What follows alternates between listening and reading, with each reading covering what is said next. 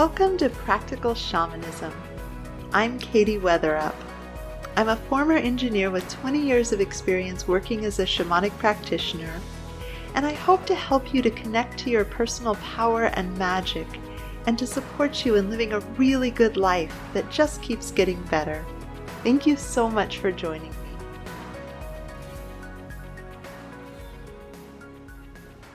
One of the things that I hear sometimes from people I work with who are in a really intense, difficult time in their lives, in terms of internal landscape, maybe they're dealing with a lot of depression and anxiety, or external landscape, they have some really tough things happening at the level of circumstance, is I can't hear my guides, I can't feel my guides, I just want to hear my guides, I just want to feel my guides. And for many people that I work with, they weren't necessarily held with the full spectrum of needs that would have been really useful for parents to provide. And obviously their basic survival needs were met because they're an adult survivor of childhood, which is great. But the place that perhaps they feel safest in receiving, being held and supported, is through their unseen team. And that's certainly something that's very true in my life, is that everywhere I go, this team of guides is available. And that's part of why mastering shamanic journey was such a important piece for me, because 24/7, once I got really good at the skill, I could go talk to my guides. I could get into this altered state. And because I really committed to the skill, because I went on journey after journey after journey, I got to the point where even when I'm pretty off center and pretty agitated, I can still get into that space. But I'm going to hear my guidance a lot less clearly. I'm going to be able to journey a lot less effectively if my emotionality is stirred up. So ironically, the time you feel like you could most use a hug from spirit, it doesn't mean that that's less available, but your ability to directly perceive it is reduced. And this is a really useful thing to know, because it can feel like your guides have forsaken you, that they've left you, that they're not talking to you, that they're not holding you. And what I would offer is, it's just that the subtle pathways where we feel the brush of our guide's energy against our field, where we feel held, where we hear these intuitive messages, when we can hear the answer of like, oh, and then run it through our own discernment and go, yeah, that feels right. I really feel the alignment of this piece of wisdom that has come to me intuitively. That's really unavailable when the emotional waters are really high and choppy. So it's a little bit like trying to journal if you were on a boat that was rocking back and forth.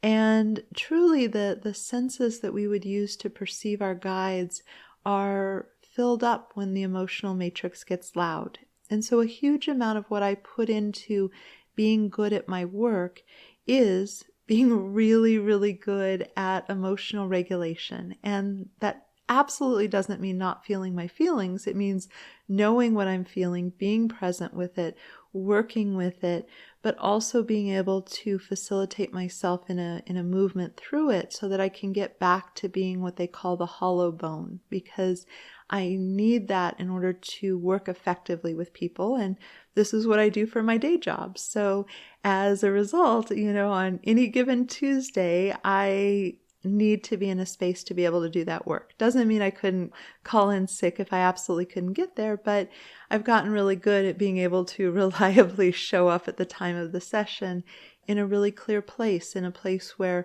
my emotional waters are not loud and choppy in a way that gets in the way. And there's something about service on behalf of others that kind of gives you an opportunity to take a breath if you have something going on that isn't too big. Sometimes it's just too loud and too urgent, but in general, there's a balance with that. So sometimes people who really have a lot of chaos going on in their lives can still offer something really beautiful to people in a healing space. And that's true as well. But I think it's more elegant and more sustainable if those of us who want to be on the service path are also, really working with our own stuff. But going back to this situation where maybe you haven't developed these really good skills, one of the ways that people sort of go sideways is I see a lot of very psychically gifted people who are not at all skilled in differentiating between perception and projection.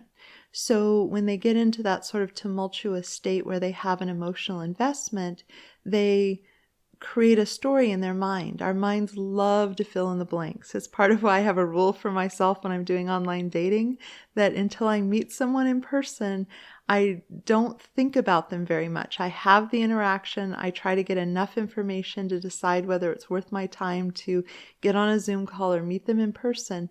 But no matter how shiny they are, no matter how hot they look in their pictures, no matter how, enamored I am of, the exquisite turn of phrase, I'm just like, no, Katie, don't think about this, because my mind fills in the blanks.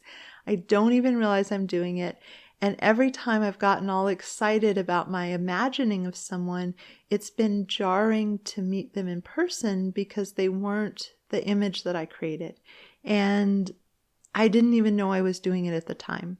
And quite rightly, my guides do not encourage me to use my psychic gifts to non-consensually look deeply into the hearts and souls of potential dating partners. Plus, a lot of it is physical chemistry. Do they smell right? Do they feel good in the space with me? Is their body language matching mine, which I couldn't get at anyway. But regardless, privacy and respecting people's boundaries really important. The energy that comes off of them is something that I think is okay to read. I know I'm getting into a little bit of a digression about the ethics of how we use our gifts, but coming back around, recognizing that's a larger discussion, this experience that we have, one of the things that's important, especially if we're working with other people, but also in our own lives, is realizing the difference between us filling in the blanks of information we don't have, but then because we, knew when the light bulb was going to burn out, or we knew that somebody in the family had died, or we had a dream about an event, like all these psychic indications, we overly trust what we have imagined to be true, and then don't really know how to differentiate. So there's a rigorousness to learning that your brain is quirky, and this metaphysical sense is unreliable, and the less of an investment you have in the answer emotionally, the easier it is to be clear. Like, these are all really, really important distinctions and discernments. I see the stumble of this most often with people who contact me because they're sure that someone has put a curse on them. And sometimes they have, for sure. There are people who have engaged in conscious black magic. That's super rare, but I have seen it happen. There are people who just are emotionally unregulated and really mad at my client and unconsciously sending energy, and that's no good. You want to deflect that energy and send it somewhere else and not be available to receive it. But some of the time, nobody's even thinking about the person. They're not sending any energy. They're moving on with their life. And yet this narrative has built up, and someone is really, really in a lot of distress around their misperception that someone is doing them magical harm. And so that's kind of the extreme example, but it comes up all the time. And something like Byron Katie's work is a really good remedy if you're like, oh, I kind of recognize myself. Kudos for you if you kind of are like, oh, I could kind of find myself in that. And Byron Katie's a really, really effective way to learn to train our mind not to come up with one story and believe it's true. That thing about don't believe everything you think. Easier said than done. And Byron Katie has a really systematic approach that is super, super helpful with that. But coming back around to that problem where you're in a lot of distress, you really want to be able to hear your soul truth, feel your guides, be held, feel oriented. We lose track of our compass when the emotional storm is really big. Who am I? Where am I in the world? What's my core truth? The parts of us that want to take the high road, get quieter. I'm very disciplined about taking the high road, but there are times when, I don't necessarily want to take the high road where, it seems really appealing.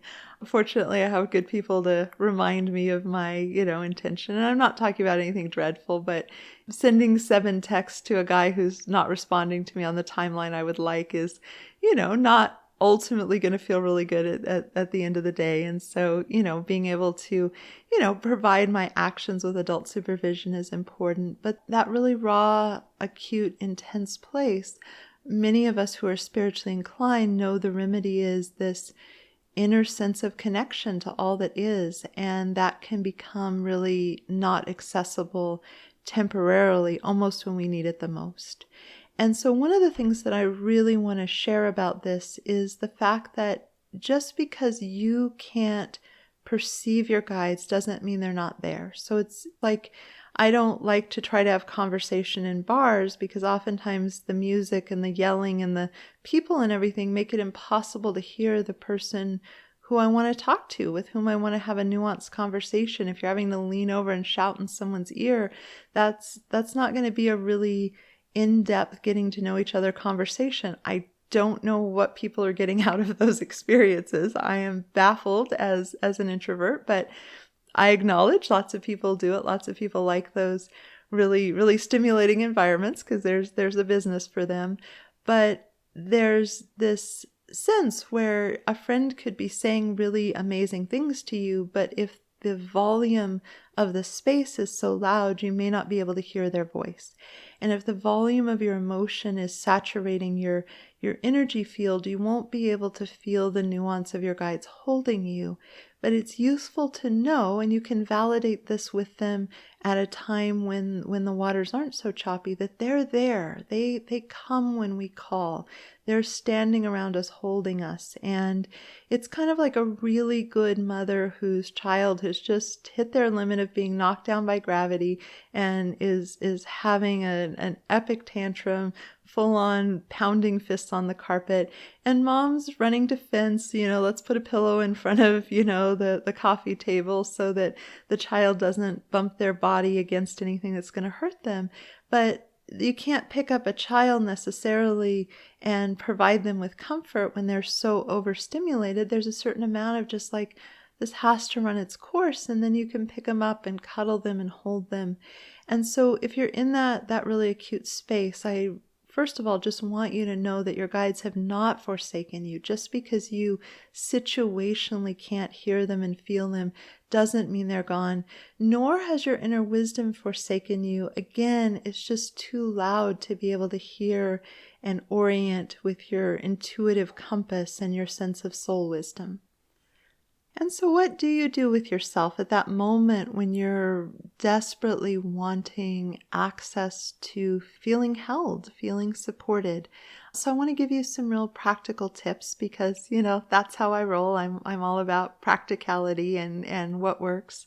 So sometimes it's just better to have something from the outside that provides that. And being out at a beautiful place in nature is a good place to have that happen because all the conversations are about all these different forms of life and consciousness leaning into thriving in the world. And so the trees are working to pull up water and make energy out of sunlight. And the beetles are, busily getting their resources, and the birds and everything is leaning into just doing life. And we are responsive to vibration. And so being around a thriving natural environment can be really, really supportive for orienting. There's also a lot of stuff in our brain if we're in an unfamiliar natural environment that encourages us to pay attention to being quietly present with the outer world instead of in the midst of whatever is going on in our head. And if you're in a really, place that you've been a lot and you feel like you know very well, it might not be the case, but maybe going somewhere that's safe and beautiful but not as familiar brings your brain into this, hardwired survival mode that says, hey, pay attention in an unfamiliar environment in just a gentle, present, receptive kind of way. There's a lot of correlation between people's descriptions of what it feels like to meditate successfully and be out in nature. Now, if you're emotionally distraught, you may not want to go on a really technical hike where, you could twist an ankle if you're not paying attention to where you put your feet. You may want to getting your heart rate up is certainly helpful, but maybe not in an overly complicated kind of way. But just even sitting out in nature can be really helpful. Another opportunity is something that's been held by people's intention. So you may have had the palpable feeling of stepping into a meditation room and feeling the energy change. And, they're beautiful sometimes, sanctuaries, places of worship that have that feeling of like, oh, this is really different. Sometimes I would go when I had a physical healing space where I was seeing people that was a dedicated healing space. I might just go sit there for healing for myself because it had, over a decade of layers of being used as a dedicated healing and teaching space for people to transform. And so the energy was really held in that container prior to when I got there. And the other possibility is just getting someone else to hold you. If you have a good person to work with you and it's too loud, being able to check in with someone else. As a shamanic practitioner, naturally, I have friends who share a similar affinity, and when I feel really lost because the emotional waters are heavy, there are people who can give me reflections. If I'm too loud to hear my guides, they may not be too loud to hear my guides. They're probably having their own experience, and they can offer me some reflection and some support and just some orientation. And so having human helpers, knowing who to reach out to when your head gets too loud and who can be supportive is really good. I feel really honored that I get to be that for some of my clients. And it can also be friendships or peers, depending on who you're working with. This is best used with caution in a social relationship, because if you end up overusing a relationship as a substitute for feeling your own guidance and there isn't a real clear energy exchange, like I pay you for your time and your talent, that can, again, not be super great for relationships. So if you're needing that more than occasionally, you may want to look at ways to seek out someone who is deliberately trading their time and talent for offering that kind of support, rather than perhaps overleaning on a friendship. Because if one person is always holding space for another person in crisis, that may not be real sustainable, but it may just be where you're at and what you need, and that's okay too. There's a lot of complexity there that I'm not necessarily going into. It's just something to kind of take note of whether you're asking your friends to be your unpaid therapist, and if that's the case, it might be a little better to get a paid therapist to help you along this little segment of your life where you're dealing with these kind of things. And in addition to that, recognizing that probably the first problem to solve is self-soothing. So if you can't hear your guides, you are probably overly agitated, it's overly loud inside of you, and their voice is subtle. You need to be a little bit quiet. And humans trying to get their heads to be quiet is a problem we all wrestle with in a lot of different ways. So you could download apps on your phone. There's an Oculus, which is this virtual reality machine that has, this app called Trip that will take you on a really super cool kind of virtual reality journey that's all about mindfulness and meditation and regulating your energies in a really cool way. It's kind of a fun thing that I'm playing with right now. There's the 4-7-8 breath. There's the 4-4-4 breath, box breathing. If you Google self-soothing, you can come up with literally hundreds of options in a couple of minutes. And what I like to recommend is picking at least 20 things on a list of what would provide a little bit of ease and relief if you're in a really acute emotional state. So the reason for that is that if you're in a really acute emotional state, your executive brain just isn't going to be working properly. It's just offline. There's nothing wrong with it. You're not doing anything wrong. It's human design. It's meant to, activate the fight or flight so we can survive clear and present danger in the moment and then go back to thinking about complicated things, because there's no reason to solve a geometry problem for a craft project if you're about to step on a rattlesnake. Like, that would just be silly, or absentmindedly walk off a cliff. So it's meant to show up in short bursts, but because humans are living in an environment so different from what we evolved from, this system gets a lot of false alarms pinged and pinged and pinged at a low level. And once we get a certain amount of adrenaline and cortisol in our systems, even the smallest stimulus can really spike our levels in an uncomfortable way. And this is just a universal complication of being human. So learning how to drop your stress levels and calm your fight or flight is a really important life skill in general. But at the moment that you need to pick a strategy for that, your executive brain isn't working as well. And so having your go-to strategies figured out and written down somewhere, because one of the things that comes up when I am angry or sad or emotional or fearful is my recalcitrant child, the I don't want to and you can't make me, comes to the surface. So going for a walk and getting my heart rate up and sweating out and burning off some of the adrenaline and cortisol might be the perfect thing. And I might think about going for a walk and have a no, no, no, I won't response come up inside of me. And that's cool. There are times, as any good parent knows, there are times to pick your battles, and there are times, to go for a walk anyway, no matter how much kicking and screaming is happening. But I might want to say like, okay, I have 20 other things on my list. I could go sit in nature and play with my neighbor's dogs. I could, do a breathing exercise. I could sit in meditation. I could watch a candle flame. I could do the grounding orientation of feeling my feet on the ground and looking around and noticing things that I smell and things that I see.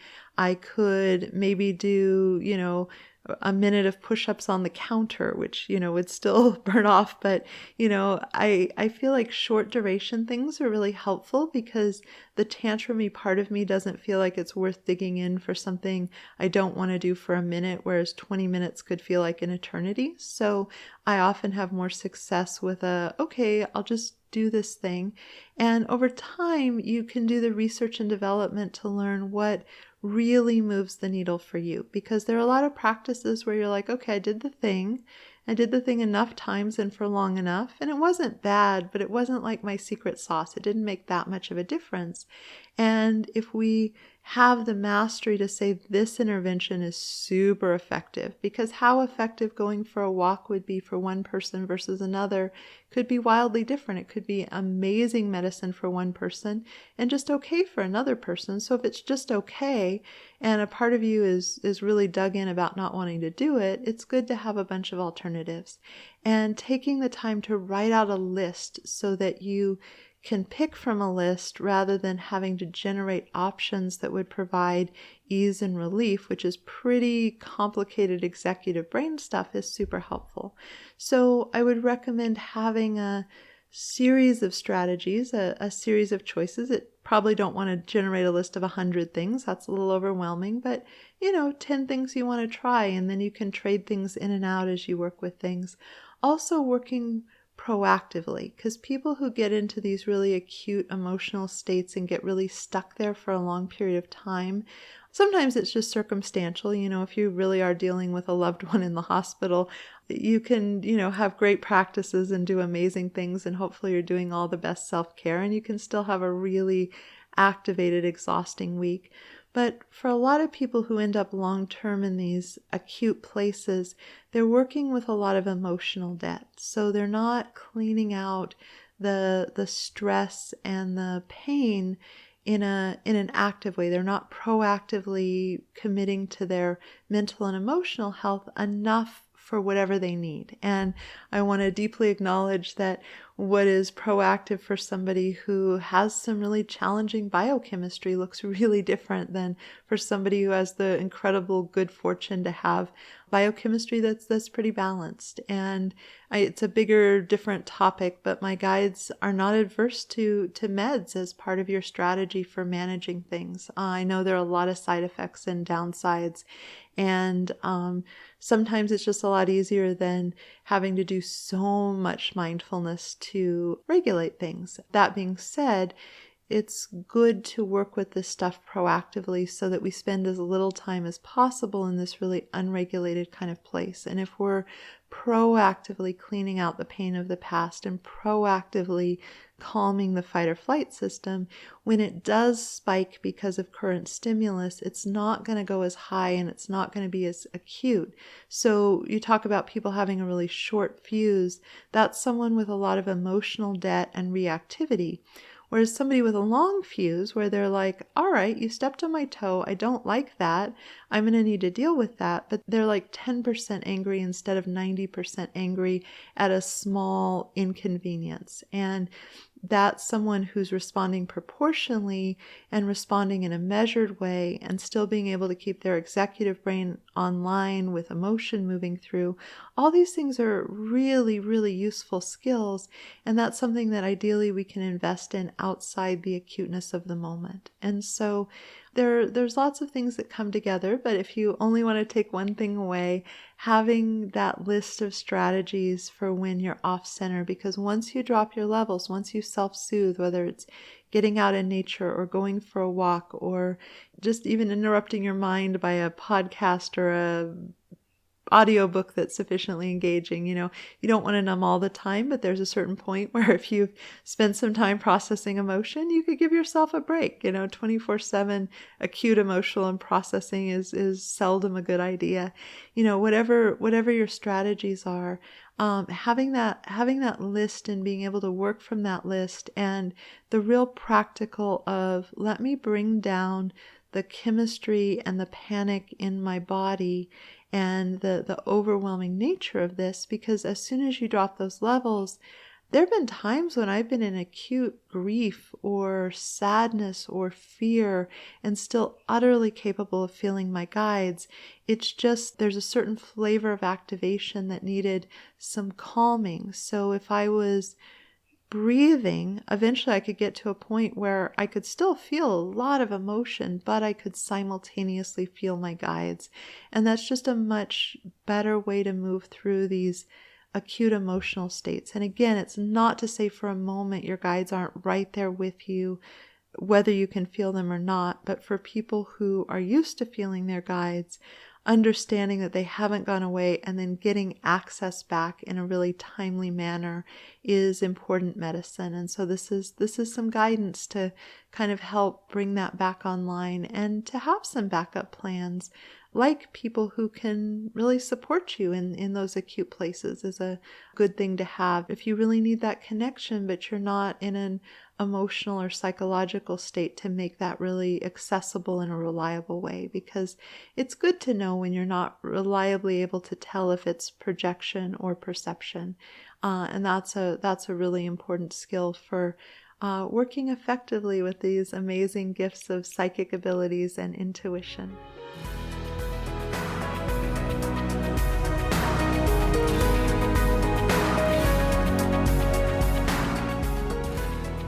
Thank you so much for joining me. To learn more about me and my work, please visit my website at handsoverheart.com. There you can join my mailing list for access to free bonus content in the members-only area. If you've enjoyed this, please consider subscribing and leaving a review. It would help me out a lot. Also, a special thank you to my patrons for your support. You offer me the time freedom to work on passion projects like this one. If you'd like to receive personal shamanic support from me and my team of guides, please consider joining my Patreon community. You'll find the link below. And again, thank you so much for listening. This is Katie Weatherup, wishing you wholeness and happiness.